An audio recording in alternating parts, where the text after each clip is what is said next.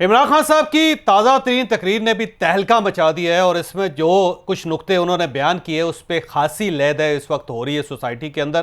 PTI के लोग इसे कलमा जहाद कह रहे हैं, जबकि दूसरी तरफ से ये कहा जा रहा है कि ये एक के बाद दूसरी, दूसरे के बाद तीसरी, चौथी, तीसरी के बाद चौथी, इस किस्म की भोंगी मार देते हैं कि जिससे माशरा ख़राब हो जाता है और अख्तलाफात मज़ीद बढ़ जाते हैं।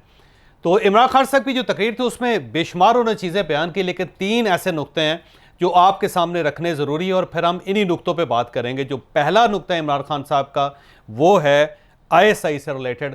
इमरान खान साहब ने उसमें क्या कहा था, आप पहले वो देखें। तो मुझे इस्टेब्लिशमेंट की तरफ से कई दफ़ा मुझे आईएसआई ने मुझे बताते थे इनकी चोरी की, ये जी फलाने इन्होंने इतनी चोरी की। ये भी जो दौर था इनका 2008 से लेके, तब भी मुझे वो मटीरियल जी उसने इतना चोरी कर लिया, वो चाइना जाके तो इतनी किक बैक्स ले ली, ये मुझे बताया करते थे। सलमान शहबाज ये वो चाइना पहुंचा था किक बैक्स लेने के लिए कॉन्ट्रैक्ट्स के ऊपर, ये सारी इनसे मुझे इंफॉर्मेशन आई थी। और अब आप एक दूसरा नुक्ता भी देखें, ये नैब से रिलेटेड है, आप इसको भी सुने जरा। और बदकिस्मती से जो नैब थी वो हमारे कंट्रोल में नहीं थी, तो मुझे तब भी समझना है कि केसेस सारे मैच्योर हैं, क्यों नहीं पकड़े जा रहे हैं। तो बाद में पता चला किसी का शफकत का हाथ था, वो कभी एक्सीलेटर दबा देते थे फिर कभी वापस आ जाता था। हम जनाब देख रहे हैं तमाशा, गालियाँ हमें पड़ रही है कि जी आपने वो किसी को नैब में लेके जाते थे तो मुझे गालियाँ निकाल के अंदर जाते हुए भी बाहर निकलते हुए, हमारा हाथ में, मेरे हाथ में नैब किधर थी। मैं तो कहा अगर मेरे हाथ में नैब होती तो ये बड़े आराम से कम अज़ कम 15-20 लोगों से हम अरबों रुपया निकाल लेते इनको जेलों में डाल के। और अब आप तीसरा नुक्ता भी देखिए, ये एस्टेब्लिशमेंट को बराह रास्त मुखातिब हुए इमरान खान साहब और उसमें इन्होंने कहा है कि अभी भी वक्त है आपके पास। क्या कहा इन्होंने, देखिए। न्यूट्रल से आखिर में ये कहता हूँ कि अभी भी वक्त है, अभी भी टाइम है, अपनी पॉलिसीज़ रिव्यू करें। बंद कमरों में कई दफ़ा फैसले होते हैं, वो फैसले अच्छे नहीं होते। आपको रिव्यू करने चाहिए और सोचना चाहिए कि हमने ये मुल्क 22 करोड़ के लोग हैं, जो मर्जी आप कहें हम न्यूट्रल हैं, तारीख के अंदर लोग आपको ब्लेम करेंगे ये जो मुल्क के साथ किया है। हम अब पहले नुक्ते की तरफ आते हैं। पहले नुक्ते में इमरान खान साहब ने ये इंकशाफ किया कि जब ये अपोजिशन में थे तो इन्हें बताया जाता था, इन्हें आईएसआई बताती थी, इन्हें एस्टेब्लिशमेंट बताती थी कि फ़लाँ शख्स करप्ट है, फ़लाँ शख्स करप्ट है, फ़लाँ ने ये किया, फ़लाँ ने वो किया, फ़लाँ वहाँ गया, फ़लाँ ने वहाँ से किक बैक्स ली। ये नुक्ता ये साबित करता है कि इमरान खान साहब का अपना विजन, अपना व्यू नहीं था और पहले से ही इनको एस्टेब्लिशमेंट तैयार कर रही थी और जो कुछ इनको बताया जाता था ये उस पर यकीन कर लेते थे। अपनी इस्तिताहत, अपनी अकल, अपनी दानिश इस्तेमाल नहीं करते थे और ये फिर डेवलप हुए हैं। ये जब हमेशा ये कहते थे ना कोई गेट नंबर 4 की पैदावार है, कोई गमलों में उगा हुआ है, और ये हमेशा एतराज़ करते थे, मियाँ नवाज शरीफ को कहते थे, मियाँ शहबाज शरीफ को कहते थे, आसिफ अली जरदारी को कहते थे, मौलाना फजलुर रहमान को कहते थे, उनके ऊपर इल्ज़ाम लगाते थे कि ये सब गमलों की पैदावार हैं और शेख शीत तो ये कहते थे गेट नंबर 4 से निकले हुए लोग हैं, ये कहा जाता था। लेकिन अब इमरान खान साहब जो एतराफ़ात कर रहे हैं वो तो ये साबित होता है कि एक एक चीज़ में इनकी परवरिश हुई बाकायदा। और जब खुद वो कह रहे हैं कि जी मुझे दिखाया जाता था, मुझे बताया जाता था और मैं उस पर यकीन कर लेता था और फिर मैं ये समझता था कि ये एस्टैब्लिशमेंट कभी ये गलती नहीं करेगी कि इन चोरों को ऊपर ले आए। तो इससे पहले तो ना ये एतराफ़ मौलाना फजलुर रहमान ने किया, ना कभी आसिफ अली जरदारी ने किया, ना मियाँ नवाज शरीफ ने किया, ना मियाँ शहबाज शरीफ ने किया, ना ही किसी और पार्टी ने किया। इवन वो लोग जो बाकायदा पैदावार थे एस्टैब्लिशमेंट की, जिसमें काफ लीग है, काफ लीग ने भी आज तक ये नहीं कहा कि हमें ये कहा गया था और हमने इस पर यकीन कर लिया। लेकिन आप तो एतराफ़ कर रहे हैं कि आपको बताया गया था और आपने बाकायदा उससे अपना नैरेटिव बना लिया। तो पहला नुक्ता जो ये साबित होता है, ये साबित करता है कि इमरान खान साहब वाकई ही एस्टैब्लिशमेंट की पैदावार थे और वो इस चीज़ का एतराफ़ करते हैं और इनकी अपनी दानिश, अपनी अकल इतना काम नहीं करती थी, जो इनको बताया जाता था ये उस पर यकीन कर लेते थे। और अब दूसरे नुक्ते की तरफ आइए। दूसरे नुक्ते में वो ये कहते हैं कि जब मैं प्राइम मिनिस्टर बना, जब मैं हुकूमत में आया तो नैब मेरे कंट्रोल में नहीं थी। ज़ाहिर नैब को कंट्रोल में होना भी नहीं चाहिए, वो एक आज़ाद बॉडी है, खुद मुख्तार इदारा है, वो ज़ाहिर इनके कंट्रोल में नहीं होना चाहिए था। लेकिन साथ ये कहते हैं कि किसी और के कंट्रोल में था, किसी और का शफकत का हाथ था और वो शफकत का हाथ जब चाहता था एक्सेलरेटर तेज़ कर लेता था, उसको दबा देता था, और जब चाहता तो उसको नरम कर लेता था।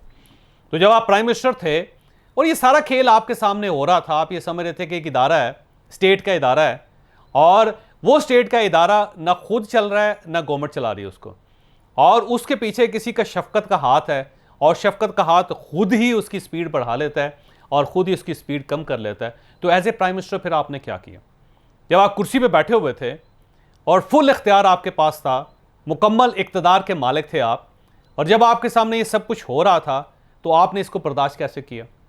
और जबकि शहजाद अकबर साहब जो आपके स्पेशल मशीर भी थे और नैब और साथ ही FIA उनके अंडर था, उनके कंट्रोल में था, तो आप उस वक्त कह देते, आप ये साफ ऐलान कर देते कि ये इदारा मेरे कंट्रोल में नहीं है और किसी और का शफकत का हाथ है, और उस वक्त आप एतराज़ करके, और अगर आपको ये बुरा लग रहा था तो आप हुकूमत से इस्तीफ़ा देते, आप साइड पे हो जाते, आप बहादुर बनते, आप ये कहते कि मैं डिक्टेशन नहीं लूँगा, मैं डिक्टेशन वाला बंदा नहीं हूँ, मेरे लिए अफोर्डेबल नहीं है कि मैं बदनामी अपनी झोली में डाल लूँ और क्रेडिट सारे आपको दे दूँ। तो आप उस वक्त कहते, आप क्यों खामोश रहे इतना अरसा, 4 साढ़े 4 साल? और जब आपका इक़्तिदार ख़त्म हो गया और फिर आपको महसूस हुआ कि इस्टेब्लिशमेंट और आपके दरमियान दूरियां पैदा हो गई हैं और इन दूरियों को कोई शख्स ब्रिज नहीं कर पा रहा, और शहबाज गिल साहब भी गिरफ्तार हो गए हैं और इस्टेब्लिशमेंट उस पर पीछे हटने के लिए तैयार नहीं है, तो फिर आपने सच बोलना शुरू कर दिया। फिर आपने ये कहना शुरू कर दिया कि नैब मेरे कंट्रोल में नहीं थी, और उसके बाद ये है कि किसी और का शफकत का हाथ था।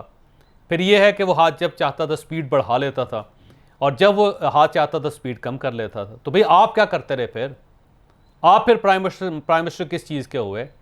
तो फिर आज आप ये माने कि शायद खाकान अब्बासी को आपने गिरफ्तार नहीं किया था, आप ये माने कि ख्वाजा साद रफ़ीक और उनके भाई को आपने गिरफ्तार नहीं किया था, आप फिर ये भी माने कि हमजा शहबाज को आपने गिरफ्तार नहीं किया था, आप फिर ये भी माने कि मियाँ शहबाज सी साहब की गिरफ्तारी आपके जो एतराफ़ात थे, जो आपके पास शवाहिद थे, उस पर नहीं हुई, क्योंकि रसीदें तो आप दिखाते थे ना, आप ही वो लेके अकाउंट्स लेकर आते थे कि ये देखिए पापड़ वाले का अकाउंट है, ये देखें आप चपड़ासी का अकाउंट है, ये देखें ये चौकीदार का अकाउंट है, आप बताते होते। तो फिर इसका मतलब हुआ कि शहबाज शरीफ को आपने गिरफ्तार नहीं किया था, फिर किसी और ने किया था। और फिर आप ये भी कहें, बताएं कि एहसन इकबाल के ऊपर जो केस बना था वो आपने नहीं बनाया था, किसी और ने बनाया था। और अगर ये सारे केस किसी और ने बनाए थे तो फिर आपके वुज़रा प्रेस कॉन्फ्रेंस में खड़े होके बैठ के ये सारा क्रेडिट क्यों लेते थे? क्यों ये कहते थे कि एहसन इकबाल करप्ट है और वो अरबों रुपए खा गया? क्यों आपके वजीर ये कहते थे कि मियाँ शहबाज शरीफ और हमजा शहबाज जो 26 अरब रुपए की करप्शन की उन्होंने?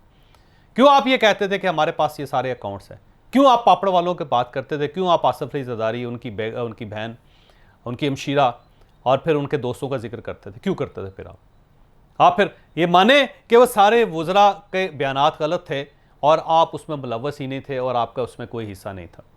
ये अजीब सी बात है कि आप ये आज ये कह रहे हैं कि नैब आपके कंट्रोल में नहीं था, लेकिन नैब के सबसे बड़े तर्जुमान तो आप थे और आपकी पार्टी थी।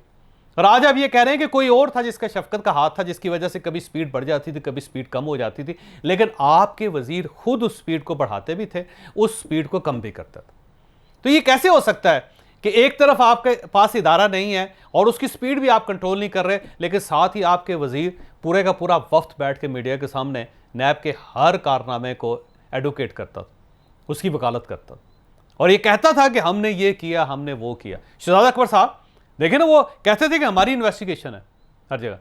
तो फिर ये शहजाद अकबर साहब के बारे में भी आप माने कि ये भी आपके बंदे नहीं थे, ये भी किसी और के बंदे थे, और वो रसीदें भी किसी और ने आपको दी थी, आप लोगों ने क्रिएट नहीं की थी, आप लोगों ने दरियाफ्त नहीं की थी। तो फिर तो ये सारा इसका मतलब ये हुआ कि आपकी गवर्नमेंट फिर आपकी थी ही नहीं, फिर आपको ये मानना चाहिए। और अगर आप आज मान रहे हैं तो फिर अगर आप आज से 3 साल पहले मान जाते तो आज सूरत हाल बिल्कुल मुख्तलिफ होती। तो हर तरफ से आपने क्राइम किया। पहला क्राइम तो यह था कि आपने दूसरों की बताई हुई बात पर यकीन कर लिया। दूसरा क्राइम यह था कि इदारा आपके कंट्रोल में था ही नहीं और आप उसको बर्दाश्त करते रहे। तीसरा क्राइम यह है कि कोई और उसकी स्पीड बढ़ाता रहा, कोई और उसकी स्पीड कम करता रहा और आपके वजीर बैठ के उसकी वकालत करते रहे उस स्पीड की। तो ये भी आपका जुर्म है, ये भी आपको गुनाह है। तो आप इन गुनाहों का एतराफ़ करें, फिर आप कौम के सामने माफ़ी मांगे कौम से। और उस वक्त अगर आप इस्तीफ़ा नहीं दे सके थे तो आज माने कि आपकी बुज़दिली थी, आपकी कमज़ोरी थी कि आप वक्त पे ये फ़ैसला नहीं कर सके। और तीसरी बात यह है कि आप पूरी ज़िंदगी ये कहते रहे कि इदारों को न्यूट्रल होना चाहिए, फ़ौज का काम सियासत करना नहीं। आप बार बार ये कहते थे, आप आज भी ये कहते थे कि फ़ौज का काम नहीं है, आज भी आपका यही मौक़िफ़ है। लेकिन साथ ही आप ये कह रहे हैं कि अभी भी वक्त है आप रिव्यू करना। तो इसका मतलब ये हुआ कि आपके सामने ही आपकी ज़िंदगी में सिर्फ एक ही दरवाज़ा है जिसके बारे में आपका ख्याल ये है कि जब तक वो दरवाज़ा नहीं खुलेगा आप इक़्तिदार तक दोबारा नहीं पहुंचेंगे। और वो दरवाज़ा जो है वो अवाम नहीं है, वो आपका वोट बैंक भी नहीं है, वो आपके एमपीएस और एमएनएस भी नहीं है, वो आपका वर्कर भी नहीं है, वो आपके उम्मीदवार भी नहीं है, वो बाकी सियासतदान भी नहीं है, और वो आइन और कानून भी नहीं है। वो दरवाज़ा से एस्टैब्लिशमेंट का। लिहाजा आज आप फिर एस्टैब्लिशमेंट से कह रहे हैं कि आप न्यूट्रल ना हो, आप मेरे साथ मिल जाए, मेरे साथ। यानी आप अगर मेरे साथ मिल जाएंगे तो आप मुल्क को सर्व करेंगे, फिर आप पाकिस्तान के गार्डियन होंगे, फिर आप पाकिस्तान के मोहसन होंगे, और मिलके क्या करें, इस हुकूमत को गिरा दें जो ज़ाहिर इलेक्टेड गवर्नमेंट है, और इत्तेहादियों ने उनके साथ इनके बैठ के बनाया उस हुकूमत को। तो आप कह रहे हैं कि एक इलेक्टेड गवर्नमेंट जिसे आपके इत्तेहादियों ने मिलकर बनाया उसको फारिग करता है एस्टैब्लिशमेंट, और आपके साथ न्यूट्रल ना रहे, आपके साथ मिल जाए और इन सब को फारिग करते हैं। और अगर ये फारिग नहीं करते तो फिर आप साथ ये कह रहे हैं कि फिर वक्त नहीं है, फिर मैं पता नहीं क्या कर दूंगा। तो मुझे यह महसूस होता है कि ये जो शहबाज गिल साहब का ड्रामा हुआ है उससे इमरान खान साहब के नर्व्स कमज़ोर हुए हैं, और अब वो इस चीज़ का एतराफ़ कर रहे हैं कि इस मुल्क में एक ही ताकत है, एक ही पार्टी है, एक ही आइन है, एक ही कानून है, और उसका नाम एस्टैब्लिशमेंट है।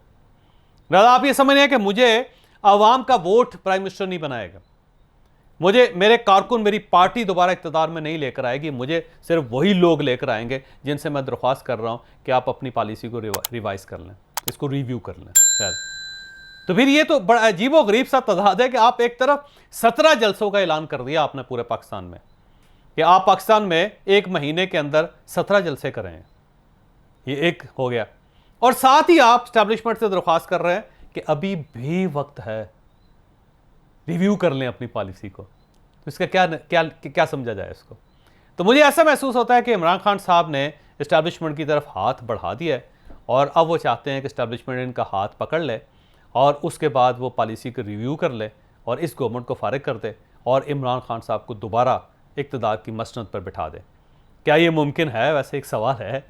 और इस सिनेरियो में कि जब आपने उनको मीर जाफ़र भी कह दिया, मीर सादक भी कह दिया, मिस्टर एक्स भी कह दिया, मिस्टर वाई भी कह दिया, आपने उनको न्यूट्रल भी कह दिया, फिर न्यूट्रल जानवर भी कह दिया, फिर आप न्यूट्रल इन चीफ भी कह रहे हैं, और फिर उसके साथ साथ आपने शहबाज गिल साहब से ये भी कहलवा दिया कि जा बेटा टीवी पे बैठ के कह दे कि जो सीनियर कहें जूनियर लीडर्स को या जूनियर अफसरों को वो नहीं मानना चाहिए, और साथ ये भी कह दे कि ये जो अफसर हैं इनके जो सबॉर्डिनेट्स हैं उनकी फैमिलीज़ और ये लोग तो हमारे साथ हैं।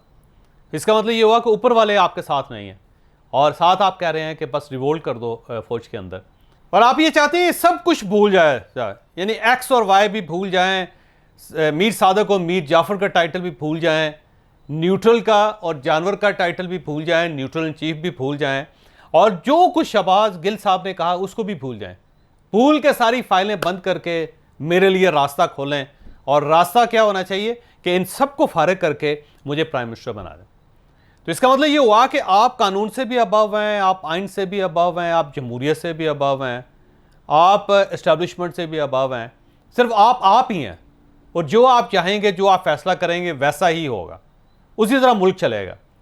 तो मुझे ये महसूस होता है कि शायद इमरान खान साहब घबरा गए हैं, और अब ये घबराहट में आके उन्हें ये महसूस हो रहा है कि अगर मैंने ये दरवाज़ा ना खोला तो शायद मैं आगे नहीं बढ़ सकूँगा।